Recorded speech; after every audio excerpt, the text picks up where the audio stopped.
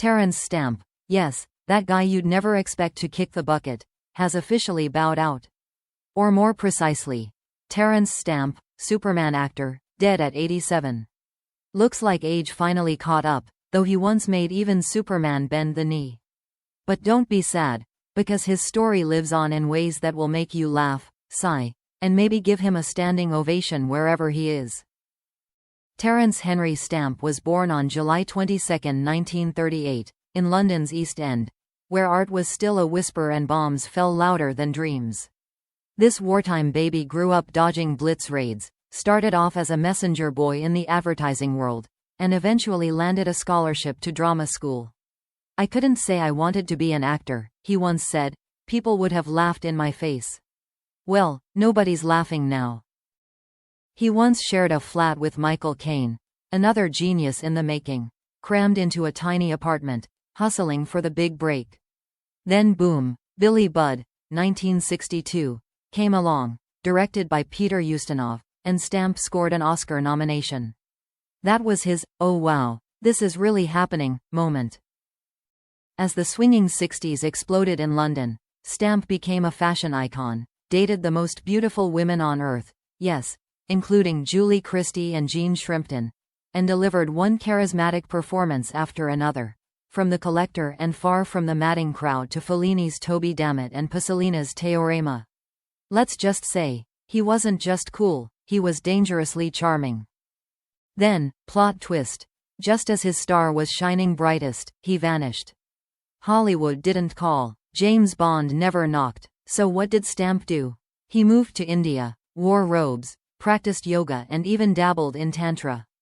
No, really, he almost became a tantra teacher. There was a lot of action going on, he once joked. We can only imagine, or maybe we shouldn't. Then one day, out of the blue, a telegram arrived from London, inviting him to audition for a film called Superman. The next morning, he hopped on a flight back to Hollywood. And just like that, General Zod was born. "Kneel before Zod, you bastards," he bellowed, and the world obeyed. Thanks to Stamp, the villain in Superman, 1978, and Superman 2, 1980, became unforgettable. Zod wasn't your average bad guy, he was sleek, snide, and stylish. The kind of villain you hated to love and loved to quote. That role alone made him a cult legend. But Stamp didn't stop there. In fact, he doubled down on being delightfully unpredictable. He played a transgender woman named Bernadette in The Adventures of Priscilla, Queen of the Desert, 1994, earning Golden Globe and BAFTA nominations and winning hearts everywhere. He played tough guys, the limey, wise mentors, the Adjustment Bureau, even a Sith-Y bureaucrat in Star Wars, The Phantom Menace. He voiced Jor-El in Smallville. He even popped up in Wall Street and Valkyrie. He was like acting Velcro. You stuck him anywhere, he made it work. As for his love life, Stamp had tea with Princess Diana, seriously, married once at age 64 to Elizabeth O'Rourke, and divorced 4 years later. No kids, no white picket fence Hollywood ending. Just Terence being Terence, fully committed to the art, never chasing the approval of the mainstream. He once said, "Your voice matters more than your face. Faces fade with age, but voices, they grow richer." That was advice Laurence Olivier gave him, and boy, was it spot on. Stamp's voice could make a villain charming, a hero tragic, and a monologue feel like poetry read by thunderclouds. Then, on August 17, 2025, he passed away peacefully at age 87.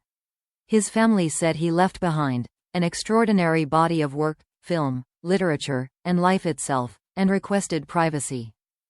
But let's be honest, when your legacy includes "kneel before Zod," the world's not gonna be quiet for long. So what was Terence Stamp, really? He wasn't just the villain guy. He was the guy who lived 3 lifetimes in one. The East End survivor, the Oscar-nominated dreamer, the fashion icon, the recluse yogi, the scene-stealing villain, the surprise dramatic lead, the voice that lingered. He reached the top, walked away, came back on his own terms, and never looked back. While other actors chased relevance, Stamp became timeless by doing the exact opposite.